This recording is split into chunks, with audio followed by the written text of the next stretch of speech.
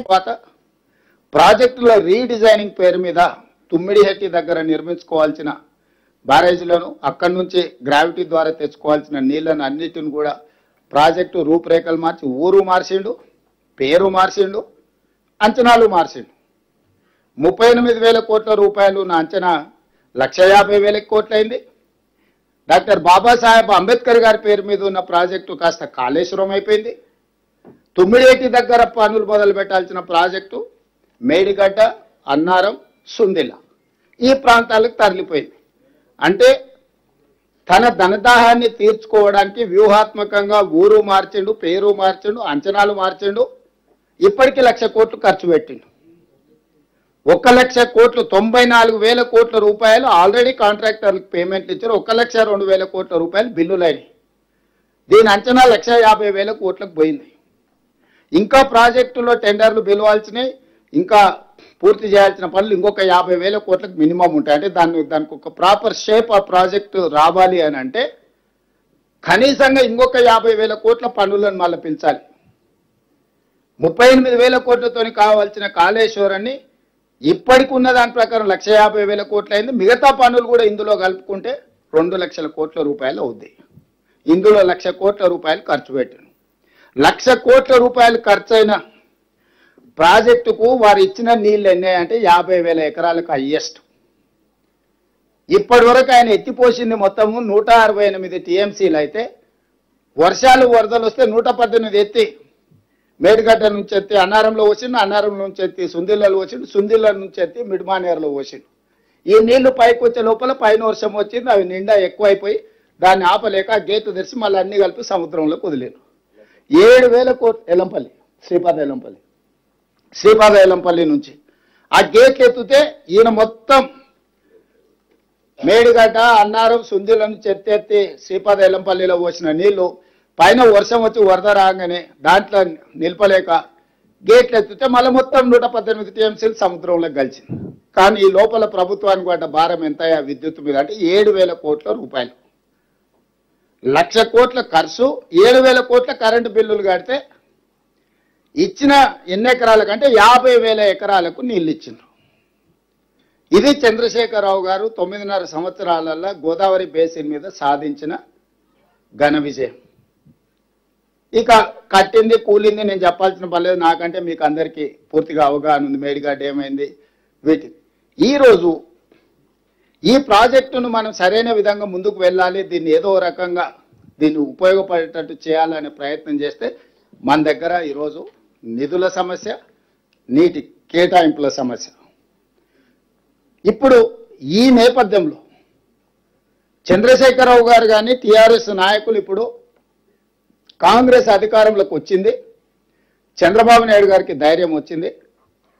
గోదావరిలో ఉన్న నీళ్లను బంకచర్ల అంటే దాదాపుగా కృష్ణా బేసిన్ పైన పెన్నా బేసిన్, రాయలసీమల అవతల ప్రకాశం, నెల్లూరు అక్కడి వరకు తీసుకెళ్తున్నాడు.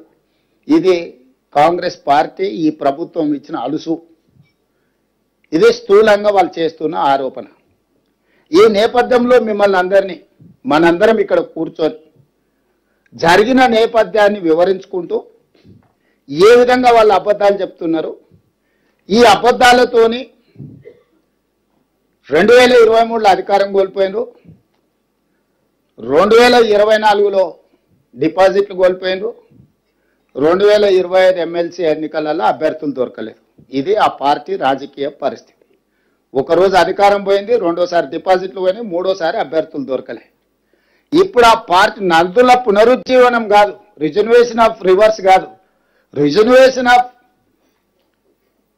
టిఆర్ఎస్ పార్టీ కోసం ఈరోజు తాపత్రయపడుతున్నారు. ఇది నదుల పునరుజ్జీవనం కోసం చేస్తున్న ప్రయత్నం కాదు. ఆ పార్టీని పునరుజ్జీవింపజేసుకోవడానికి నీళ్ల సెంటిమెంట్ను వాడుకోవాలి. ఈ నీళ్ల సెంటిమెంటే తిరిగి మళ్ళీ పార్టీని బతికిస్తుంది. దానికి భూతంగా ఆ పక్క రాష్ట్రంలోనే ముఖ్యమంత్రిని, ఈ రాష్ట్రంలో ఉన్న ప్రభుత్వాన్ని ఒక భూతంగా చిత్రీకరించాలని కుట్రలు ఈరోజు క్షుద్ర పూజలు చేసినట్టుగా ఆయన ఫామ్ హౌస్లో కూర్చొని ఒక ఆలోచన చేస్తున్నాడు. ఈ క్షుద్ర పూజలు చేసే ఫామ్ హౌస్ నాయకుడికి ఈరోజు ఇదొక్కటే జీవనాధారం అని ఆలోచన చేసి మనల్ని బదనాం చేయాలనుకుంటుండు. అందుకోసం వాస్తవాలను వివరించడమే కాకుండా ఇంతకుముందు ఉత్తమ్ కుమార్ రెడ్డి గారు చాలా వరకు మా ఆఫీసర్ అంత చెప్పారు. ఈ గోదావరి రివర్ మేనేజ్మెంట్, గోదావరి వరద జలాలు పోలవరం తర్వాత సముద్రంలో కలిసే నీళ్లు వరద జలాలు అనేది ఒక లెక్క తేల్చిండ్రు. వారే 2016 ఉమాభారతి గారి నేతృత్వంలో జరిగిన మీటింగ్లో స్పష్టంగా చంద్రశేఖరరావు గారే ఏ విధంగా ఆ రోజు సెప్టెంబర్ 21, 2016 ఈ అపెక్స్ కౌన్సిల్ మీటింగ్ జరిగింది. ఉమాభారతి గారి అధ్యక్షతనే చంద్రబాబు నాయుడు గారు మన చంద్రశేఖరరావు గారు కలిసినప్పుడు వారే స్పష్టంగా చంద్రశేఖరరావు గారి ప్రపోజల్ మూవ్ చేసిండు, చంద్రబాబు నాయుడు మూవ్ చేయలేకపోను. చంద్రబాబు నాయుడు మూవ్ చేసిండు, తెలంగాణకు అన్యాయం చేస్తుండు, ఇంత అన్యాయం ఉంటుందని మనం అనడానికి కూడా లేదు. స్పష్టంగా ఈ 8 పేజీల మీటింగ్ మినిట్స్ ఇక్కడ ఉన్న కాగితం తర్వాత సీఎంఓ నుంచి మీకు అందరికి ఇస్తారు. 8 పేజీలలో ఏం జరిగింది, ఏం చర్చ. దాంట్లో 6వ పేజీలో సెకండ్ పారాగ్రాఫ్లో స్పష్టంగా more than 1000 TMC of water is required అంటే కృష్ణా బేసిన్ కి. On the other hand, more than 3000 TMC is going waste into sea every year in Godavari river. Hence, he emphasized that as water is available, it has to be decided how best it can be utilized properly.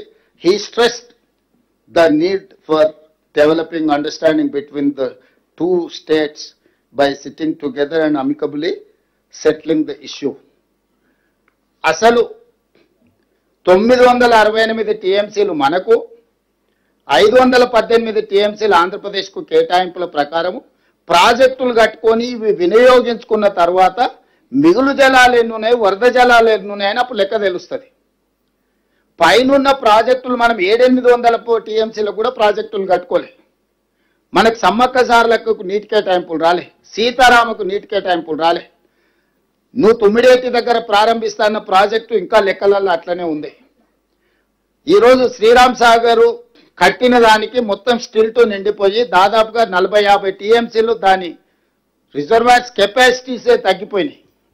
మరి Godavari basin మీద 968 టీఎంసీల నికర జలాలు కేటాయింపున్న తెలంగాణ రాష్ట్రం ఆ 968 టీఎంసీలకు ప్రాజెక్టులు కట్టుకొని వినియోగించుకున్న తర్వాత వాటి వాడకం అయిపోయిన తర్వాత ఆ తర్వాత ఆంధ్రప్రదేశ్ కూడా 518 కట్టుకుంటే ఇంకా మిగులు జలాలు ఆ పైన వచ్చేటి వరద జలాలు. మరి చంద్రశేఖరరావు గారికి ఏ దేవుడు చెప్పిండో 3000 టీఎంసీలు ప్రతి సంవత్సరం వరద జలాలు సముద్రంలో కలుస్తున్నాయని లేని ఏగు పెట్టి రాచపుండును పెట్టిందే చంద్రశేఖరరావు.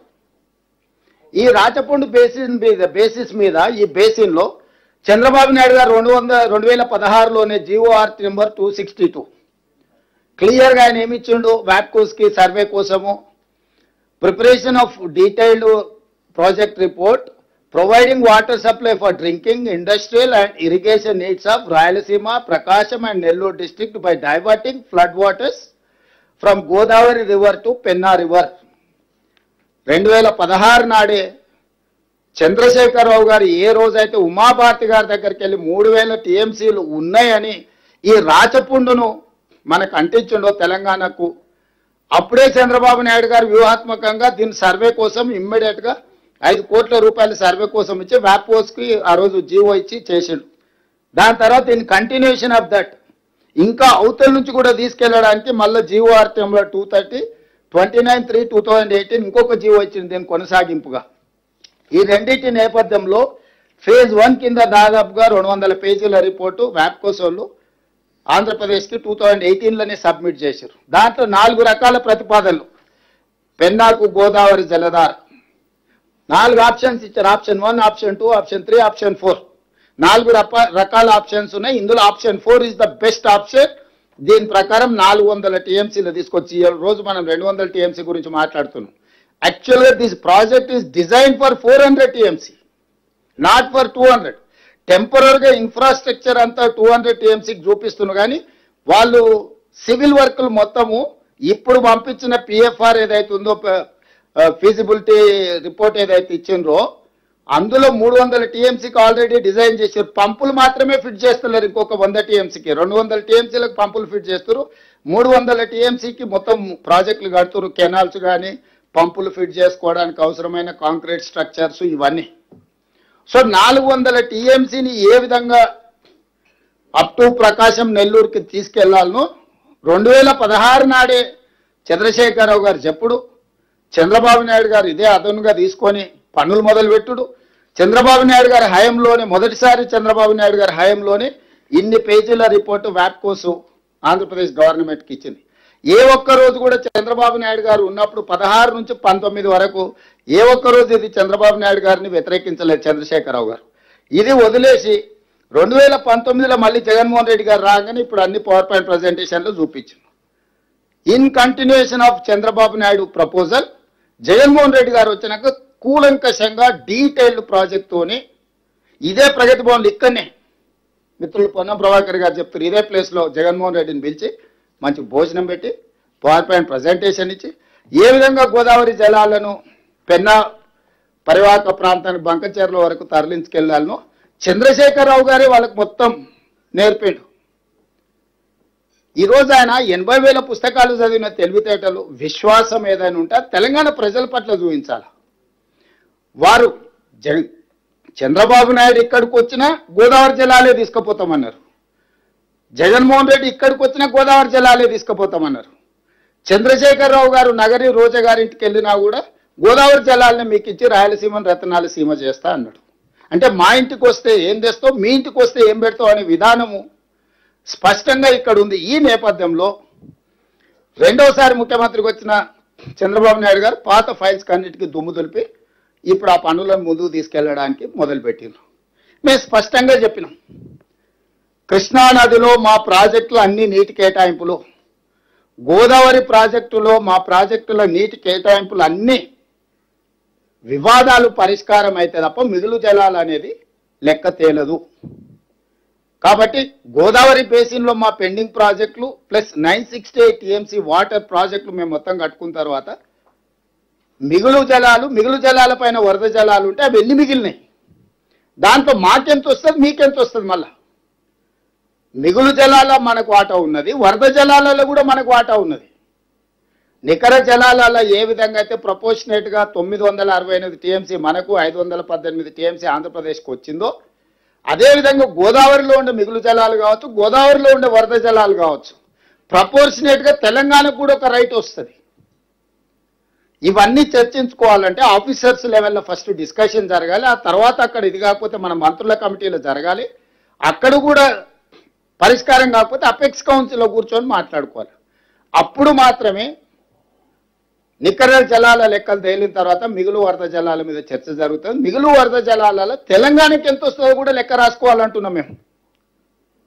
ఇప్పుడు సింపుల్గా సముద్రంలోకి వెళ్తూనే మేము తీసుకెళ్తున్నాం. చంద్రశేఖరరావు గారు 2016 నుంచి 2023 వరకు మాకు సంపూర్ణంగా సహకరించాడు. మా ఎడారిగా మారిన రాయలసీమను రతనాలు సీమ చేస్తా అన్నాడు. కేవలము రాగి సంకటి రొయ్యల పులుసుకే మాకు ఇంత అవకాశం ఇచ్చిండు చంద్రశేఖరరావు గారు. ఉత్తమ్ కుమార్ రెడ్డి రేవంత్ రెడ్డి ఎందుకు అడ్డం పడుతున్నారు అని ఇప్పుడు వాళ్ళ బాధ. ఉత్తమ్ కుమార్ రెడ్డికి రేవంత్ రెడ్డికి రొయ్యల పులుసు కానీ రాగి సంకటితో పనిలేదు. తెలంగాణ ప్రజల యొక్క హక్కులతోనే మాకు సంబంధం. వ్యక్తులు ఎవరికైనా పరిచయం ఉండవచ్చు, వ్యక్తులు పరిచయం ఉన్నంత మాత్రాన రాష్ట్ర రైతాంగం యొక్క హక్కులను తాకట్టు పెడతామా? ఈ తెలంగాణ రాష్ట్రం ఇచ్చిందే కాంగ్రెస్ పార్టీ. ఈ తెలంగాణ రాష్ట్రాన్ని కాపాడుకోవాలనే తాపత్రయం ఉన్నది కాంగ్రెస్ పార్టీకి. ఆ కాంగ్రెస్ పార్టీ ఈరోజు తెలంగాణ రాష్ట్రంలో ప్రభుత్వం ఉంది. మేము అహంకారంతోనో నిర్లక్ష్యంతోనో గొప్పల కోసం వ్యవహరించదలుచుకోలేదు. మేము సాంకేతికంగా అంశాలను ప్రభుత్వాల ముందు, రాజకీయపరమైన విధానంతో ప్రజల ముందుకు, న్యాయపరమైన విధానాలతోని ఎక్కడ కొట్లాడాలనో అక్కడ కొట్లాడతాము. అందుకే ఈరోజు నేను ఆంధ్రప్రదేశ్ ముఖ్యమంత్రి గారికి సూచన చేస్తున్నా. పైనున్న ప్రాంతం మాది, మీరు వదిలితేనే కదా మాకు వస్తుంది అని అంటారు. బాగానే ఉంది, నదీ పరివాహక విధానం కరెక్టే. కానీ కిందున్న ప్రాంతం పైనున్న రాష్ట్రం యొక్క నికర జలాల ప్రాజెక్టులకు కూడా ఎందుకు అభ్యంతరాలు పెడుతున్నారు? మీరు మొట్టమొదట బ్లాంకెట్గా మాకున్న మా హక్కులు కృష్ణానది జలాలు, పట్టిసీమ జలాలు గోదావరి నుంచి మీరు తాత్కాలికంగా కృష్ణా బేసిన్, కృష్ణా డెల్టాకి తీసుకెళ్ళారు 90 టీఎంసీలు. ఆ 90 టీఎంసీల నీళ్ళలో 45 టీఎంసీలు మాకు కృష్ణా బేసిన్లో అదనంగా రావాలి. ఆ 45 టీఎంసీలు ఇస్తే అదేవిధంగా మేము ఒక 90 టీఎంసీలు మేము మైనర్ ఇరిగేషన్లో వాడుకుంటున్నాం. అవి ఆ మైనర్ ఇరిగేషన్ వాటిని మేము మేజర్ ఇరిగేషన్లకు కన్వర్ట్ చేసుకుంటూ ఒక 45 టీఎంసీలు పాలమూరు రంగారెడ్డి ఎత్తిపోతలకు కేటాయింపులు ఇవ్వండి అని మేము తిరుగుతా ఉన్నాం. నేను ఉత్తమ్ కుమార్ రెడ్డి గారు 18 నెలల నుంచి మా కృష్ణా బేసిన్లో ఉండే పాలమూరు రంగారెడ్డి ఎత్తిపోతలకు, మా కల్వకుర్తి లిఫ్ట్ ఇరిగేషన్కు నీటి కేటాయింపులకు మీరు కేంద్ర ప్రభుత్వానికి నిరభ్యంతర పత్రం ఇస్తే మాకు కేటాయింపులు వస్తే మేము ఆ ప్రాజెక్టులకు లోన్లు తెచ్చుకుంటాం, నిధులు తెచ్చుకుంటాం, మేము ప్రాజెక్టులు కట్టుకుంటాం. దాంతో మా పని సులువు అవుతుంది. మీరు వాటికి వచ్చినప్పుడు కృష్ణా బేసిన్లో ఉండే ప్రాజెక్టులకు అభ్యంతరాలు పెడుతున్నారు, గోదావరి బేసిన్లో ఉండే ప్రాజెక్టులకు అభ్యంతరాలు పెడుతున్నారు. నికర జలాల కేటాయింపులు ఉన్న తెలంగాణ రాష్ట్రానికి మీరు అభ్యంతరాలు పెట్టుకుంటూ వరద జలాల కోసం మూడో పంట కోసం మీరు తాపత్రయపడుతున్నారు. మొదటి పంటకే మాకు లేవు, మా తాగునీళ్ళకే మాకు సమస్య ఉన్నది. మీరు కూడా ముందుకు వచ్చి సహకరించాలి కదా ఆంధ్రప్రదేశ్ ముఖ్యమంత్రి గారు. ఈ సమస్యలు ఒకవైపున పరిష్కారం కావు, ఒకవైపు నిర్ణయాలతో ఇది ముందుకు పోదు. ఇరువైపులో చర్చించుకోవాలి, చర్చల ద్వారానే పరిష్కారం వస్తుంది.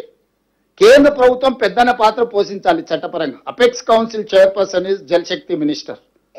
ఆనాడు ఉమాభారతి గారు ఉన్నారు, తర్వాత గజేంద్ర సింగ్ షెకావత్ ఉన్నాడు, ఈరోజు సిఆర్ పాటిల్ ఉన్నాడు.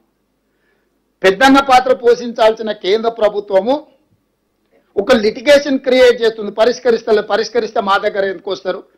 ఈ పంచాయతీ ఇట్లుంటేనే ఇద్దరు మా దగ్గరకు వస్తారు కదా, అప్పుడు ఇద్దరు జుట్టు పట్టుకొని ఆడించవచ్చు అని కేంద్ర ప్రభుత్వం యొక్క విధానం. ఇన్ని మాటలు మాట్లాడే కిషన్ రెడ్డి గారు ఎందుకు ఈ నీటి కేటాయింపులకు సంబంధించి బాధ్యత తీసుకోరు? కేంద్ర మంత్రి కదా ఆయన, union cabinet minister. CR Patil గారికి ఎంత హోదా ఉందో కిషన్ రెడ్డి గారికి కూడా అంతే హోదా ఉంది. మేము పర్సనల్గా కలిసి చెప్పినాము, అధికారులను పంపించి చెప్పినాం కిషన్ రెడ్డి గారికి, ఈ నీటి కేటాయింపులకు సంబంధించి మీరు మాట్లాడండి, మీరు బాధ్యత తీసుకోండి. ఇప్పుడు అదే ఆంధ్రప్రదేశ్ నుంచి రామ్మోహన్ నాయుడు నుంచి అందరూ పోయి ఆడ కూర్చొని ఆంధ్రప్రదేశ్కు నీళ్ళు ఎట్లా తీసుకుపోవాలనో table to table, office to office తిరుగుతున్నారు ఆంధ్రప్రదేశ్ మంత్రులు, ఆంధ్రప్రదేశ్ నుంచి కేంద్రంలో ఉన్న మంత్రులు. మరి కిషన్ రెడ్డి గారు ఈ పని చేయడం లేదు. ఈ వివాదాన్ని పెంచి పెద్ద చేస్తే తద్వారా బీఆర్ఎస్ మళ్ళీ బతుకుతే మళ్ళీ మాకేదో రాజకీయంగా ప్రయోజనం ఉంటుంది, కాంగ్రెస్ను మార్జినలైజ్ చేయొచ్చు అనేది వాళ్ళ ఆలోచన. ఈరోజు నిజంగా వీళ్ళ తాపత్రయం ఏది? తెలంగాణ నీటి కేటాయింపుల కోసం కాదు, రాజకీయ మనుగడ కోసం వీళ్ళు తాపత్రయపడుతున్నారు. ఈ వేదికలో ఈ రూమ్లో ఉన్న ప్రజాప్రతినిధులందరికీ నా సూచన ఒకటే, ఇది వ్యూహాత్మకమైన రాజకీయ ఎత్తుగడ. అంతరించిపోతున్న బీఆర్ఎస్ను పునరుజ్జీవింపజేసుకోవడానికి చేస్తున్న ఒక ప్రయత్నము. దింపుడు గల్లం ఆశ అంటారు కదా, ఈరోజు దింపుడు గల్లం ఆశతోటి నదీ జలాలను అడ్డం పెట్టుకొని దీన్ని వివాదాన్ని సృష్టించి మన మీద బురద జల్లి మనల్ని దోషులుగా నిలబెట్టి రాజకీయ లబ్ధి పొందాలనుకుంటున్నారు. ఈ విషయాలను ప్రజలందరికీ వివరించాలి. మీరు ఏ ఊరికి పోయినా, మీరు గ్రామ పంచాయతీలో అభివృద్ధి కార్యక్రమాలకు పోయినా, మండలానికి పోయినా, నియోజకవర్గానికి పోయినా, జిల్లాకు పోయినా, ఇక్కడ ఉన్న ప్రజాప్రతినిధులందరికీ నా విజ్ఞప్తి ఒకటే, ప్రజలకు పూర్తిగా వివరించాలి. ఉమ్మడి రాష్ట్రంలో కొట్లాడిందే నీళ్ల కోసము, ప్రత్యేక రాష్ట్రం తెచ్చుకున్నదే నీళ్ల కోసము ఈ ప్రాంతాన్ని సస్యశ్యామలం చేసుకోవడం. ప్రత్యేక రాష్ట్రం వచ్చిన 10 సంవత్సరాలలో చంద్రశేఖరరావు గారు ఆనాటి ప్రాజెక్టులను పూర్తి చేయకపోను మన నీటి హక్కులను స్వయంగా సంతకం పెట్టి తాకట్టు పెట్టి వచ్చిన మీటింగ్లలో. కృష్ణానది జలాలను తాకట్టు పెట్టడమే కాదు, గోదావరి జలాలను కూడా తాకట్టు పెట్టేసి 3000 టీఎంసీలు సముద్రంలో పోతున్నాయి. మీరు పోలవరం కింది నుంచి గోదావరి జలాలను పెన్నా బేసిన్ వరకు, కృష్ణా బేసిన్ దాటి పెన్నా బేసిన్ వరకు, ఒంగోలు ప్రకాశం వరకు కూడా తీసుకెళ్ళండి అని ఈరోజు ఆ రాచపుండును ఆయన పెడితే అది ఈరోజు మనకు ఒక సమస్యగా సృష్టించాలని వాళ్ళు ప్రయత్నం చేస్తున్నారు. మనం మెదలకుంటూ ఉంటే ఏముందిలే ఆయన చెప్పేది ఎవరు నమ్ముతాడని మీరు అనుకుంటే ఓ రోజు అబద్ధం తిరిగి నిజానికంటే ఎక్కువ ప్రమాదకరంగా తయారైంది. నిజం గడప దాటే లోపలనే అబద్ధం ఊరంతా తిరిగి వస్తుంది అంటారు కదా, దాన్ని చంద్రశేఖరరావు వాళ్ళ అల్లుడు హరీష్ రావు గారు బాగా నమ్ముతారు. ఎందుకంటే వాళ్ళ లైఫ్ సక్సెస్ మొత్తం అబద్ధాల మీదనే ఉంది. ఫ్యామిలీ ప్యాకేజ్ కింద అబద్ధాలు చెప్పి బ్రతకడం బాగా నేర్చుకున్నారు. వాళ్ళ ట్రైనింగే అట్లుంది, స్కూలే అట్లుంది, సిలబసే అట్లుంది, ఓన్లీ అబద్ధాలే చెప్పాలి మనం అని. నిజం చెప్తే విక్రమార్కుడు ఏదో ఉంటుంది కదా, నిజం చెప్తే మీ తల వేవు ముక్కలైపోతుంది అన్నట్టు. నిజం చెప్పితే వాళ్ళు చచ్చిపోతారని వాళ్ళకి ఏదో శాపం ఉన్నట్టుంది, అన్ని అబద్ధాలే. నేను అందుకే చెప్పిన హరీష్ రావు గారు ఇన్ని ఆరోపణలు చేస్తున్నారు కదా, ప్రత్యేక శాసనసభ సమావేశాలు ఏర్పాటు చేద్దాం. ఒకరోజు కృష్ణానది జలాల మీద, ఇంకొక రోజు గోదావరి నది జలాల మీద చర్చ చేద్దాము.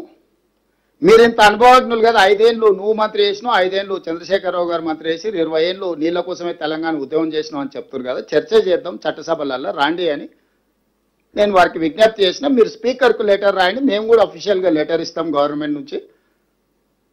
ప్లాట్ఫామ్ మీద ఫేస్ టు ఫేస్. ఇప్పుడు నేను ఏం చెప్పినా మీరు అందరూ మన వాళ్ళే, మీరు అందరూ ఎక్కువ తక్కువ 99% నేను చెప్పిన దాన్ని ఆమోదిస్తారు.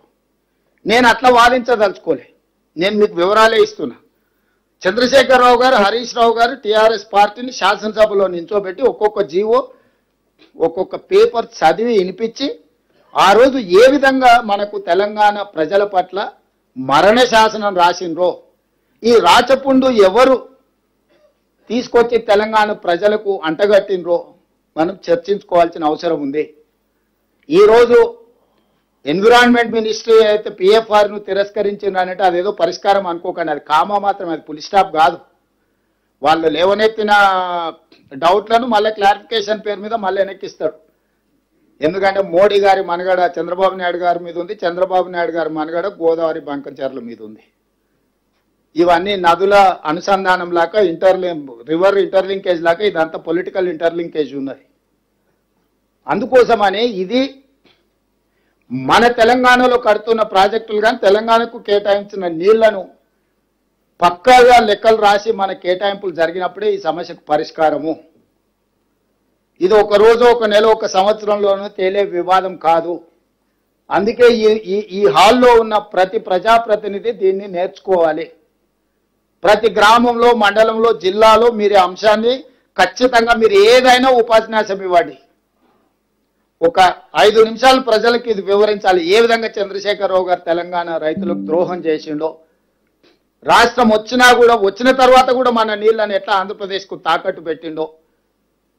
ఆ రోజు ఆయన ఇప్పుడు వీడియోలో చూసిరు ఆయన గొప్పల కోసం ఎట్లా మాట్లాడుతుండో. కొందరికి నచ్చదు, కొందరికి కడుపు నొప్పి ఉంటుంది, కొందరికి అది ఉంటుంది. అసలు ఆలోచన ఎందుకు వస్తుంది ఆయనకి? ఎవరికో కడుపు నొప్పి ఉంటుందని, ఎవరికో బాధ ఉంటుందని. అంటే ఎవరన్నా ఆయన ఏమన్నా అనేరు కానీ అని ముందుగానే మన మీద బురద చల్లుతున్నాడు. మన ఉద్దేశాలను, మన ఆలోచనలని తప్పు పట్టాలి అన్నట్టుగా. చంద్రశేఖరరావు గారు శాశ్వతం కాదు, చంద్రశేఖరరావు గారు సృష్టించిన సమస్యలు శాశ్వతం కాదు. నీటి కేటాయింపులే శాశ్వతం, మన హక్కులు శాశ్వతము. మన శాశ్వతమైన నీటి హక్కుల కోసము మనం ఖచ్చితంగా ఒక స్పష్టమైన విధానంతో ముందుకు వెళ్ళాలి. ఇక్కడికి వచ్చిన పెద్దలందరికీ, కొంతమంది మిత్రులు ఉన్నారు, చాలా మంది పెద్దలు ఉన్నారు. ఎందుకంటే మాకంటే కూడా అనుభవజ్ఞులు, సాగునీటి మంత్రులుగా చేసిన వాళ్ళు, ఉద్యమాలు చేసిన వాళ్ళు, లేకపోతే నీళ్ళ ఏ విధంగా మన జీవితాలను మారుస్తాయో అవగాహన ఉన్న వాళ్ళు చాలా మంది ఇక్కడ ఉన్నారు. మీ అందరికీ ముఖ్యమంత్రిగా నా విజ్ఞప్తి ఒకటే, ఇది మనందరం బాధ్యతగా గుర్తించి మనందరం కలిసికట్టుగా ఒకే మాటను వినిపించాలి. ఈరోజు చంద్రశేఖరరావుతోని పంచాయతీ పెట్టుకునే దానికంటే మన హక్కులను ఎట్లా సాధించుకోవాలని ఆలోచన చేయడం కీలకం. ఈ సమావేశంలో ఉద్దేశం చంద్రశేఖరరావు గారిని విమర్శించడం కోసం కాదు ఈ సమస్య. ఇక్కడ ఈ సమావేశం మన నీటి కేటాయింపులను, హక్కులను ఏ విధంగా సాధించుకోవాలి, మన నీటి కేటాయింపులను, హక్కులను సాధించుకోవాలంటే మనం కేంద్ర ప్రభుత్వం మీద నిరంతరం ఒత్తిడి చేయాలి, నిలదీయాలి. ఇదే మన ఎజెండా. బీఆర్ఎస్ సచ్చిన పాము, దాని గురించి మీరేం సమయం వృధా చేసుకోకండి. కానీ బీజేపీ మన నీటి కేటాయింపుల మీద 11 సంవత్సరాల నుంచి ఏ నిర్లక్ష్యం వహించిందో, ఏ సహాయ నిరాకరణ చేసిందో, ఈ రోజు కూడా అదే విధానంతో ముందుకు పోతున్నారు. మన ఫోకస్ అంతా కూడా కేంద్ర ప్రభుత్వం మీద, బీజేపీ మీద పెట్టాలి. బీజేపీ పరోక్షంగా కేసీఆర్ను బతికించడానికి ఈరోజు ప్రయత్నం చేస్తున్నారు. దానికి ప్రధాన పాత్ర పోషిస్తున్నారు కిషన్ రెడ్డి గారు. కిషన్ రెడ్డి గారు మాట్లాడే ప్రతి మాట కేటీఆర్ ఆఫీస్ నుంచి వచ్చే ప్రెస్ నోటే కిషన్ రెడ్డి గారు మాట్లాడుతూ ఉంటారు. నేను ఇది అధికారికంగా ఆరోపణ చేస్తున్న కిషన్ రెడ్డి గారి మీద. ముఖ్యమంత్రిగా నేను వారి ఇంటికి వెళ్ళి కలిసి వచ్చిన. ఉత్తమ్ కుమార్ రెడ్డి గారు కలిసినారు, కోమటిరెడ్డి గారు కలిసినారు. తెలంగాణ రాష్ట్ర సమస్యల మీద, అనుమతుల మీద ఏ ఒక్క రోజు కూడా మమ్మల్ని ఏ మంత్రి దగ్గరికి తీసుకెళ్ళలే. కలిసినప్పుడు ఇచ్చిన కాగితం తీసుకుంటాడు, మేము లేనప్పుడు పోయి మంత్రులతో మాట్లాడొస్తాడు. సేమ్ జలశక్తి మినిస్టర్తో కూడా మేము మేము వెళ్తున్నాం అంటే ముందు రోజు సాయంత్రం ఇక్కడ హైదరాబాద్లో మీటింగ్ పిలిచినాము, ఆల్ ఎంపీస్ మీటింగ్. లేదు నాకు ఢిల్లీలో మీటింగులు ఉన్నాయన్నాడు. సరే మంచిది, రేపు మేము ఢిల్లీకి వచ్చిన మంత్రిని కలుగుతానికి మాతానికి రాండి అంటే ఆ ముందు రోజే సాయంత్రం పోయి మంత్రి గారికి ఏం చెప్పిండో. సీక్రెట్ ఎందుకు కిషన్ రెడ్డి గారు? నువ్వు నిజంగా ప్రజల పక్షాన తెలంగాణ పక్షాన చెప్పేది ఉంటే మేము వచ్చేటప్పటికి నువ్వు అక్కడ మంత్రి దగ్గర కూర్చుంటే నువ్వు కూడా కేంద్ర మంత్రివే కదా, నీకు కూడా విజ్ఞప్తి చేస్తాం కదా, మా ఆవేదన ఏందో మీకు కూడా చెప్తాం కదా. మెట్రోకి పోతే అర్బన్ డెవలప్మెంట్ మినిస్టర్ మాకంటే ముందు రోజే పోయి కలిసి వస్తాడు. జలశక్తి మినిస్టర్ దగ్గర మేము అపాయింట్మెంట్ తీసుకుంటే మాకంటే ఒక రోజు ముందు పోయి కలిసి వస్తాడు. ఇది గ్లేరింగ్గా కనిపిస్తుంది కిషన్ రెడ్డి గారు. మీరు మీకేమనిపిస్తుందో నాకు తెలియదు, కానీ మీరు వ్యవహరిస్తున్న తీరు అనుమానాలు కలిగిస్తుంది. ఈ అనుమానాలను నివృత్తి చేయడమే కాదు, తెలంగాణ ప్రజల అవసరమైన హక్కులను సాధించడానికి మీరు ప్రయత్నం చేయాలి. మీరు మీ బాధ్యత నుంచి తప్పించుకోలేరు. కాబట్టి ఈ సమావేశంలో ఉన్న వాళ్ళు సాంకేతికపరమైన వివరాలు, న్యాయపరమైన అంశాలు, రాజకీయపరమైన విధానంలో మనం ఫోకస్డ్గా గవర్నమెంట్ ఆఫ్ ఇండియా మీద, మోడీ గారి ప్రభుత్వం మీద, కిషన్ రెడ్డి గారి వ్యవహార శైలి మీద మనందరం గ్రామాన మాట్లాడాలి. మన హక్కులను కాపాడే శక్తి నరేంద్ర మోడీ గారికి, బీజేపీకి ఉన్నది. రాష్ట్రాల యొక్క హక్కులను కాలరాయడానికి వాళ్ళకి 8 మంది ఎంపులను ఇవ్వలేదు. ఇది సుస్పష్టం.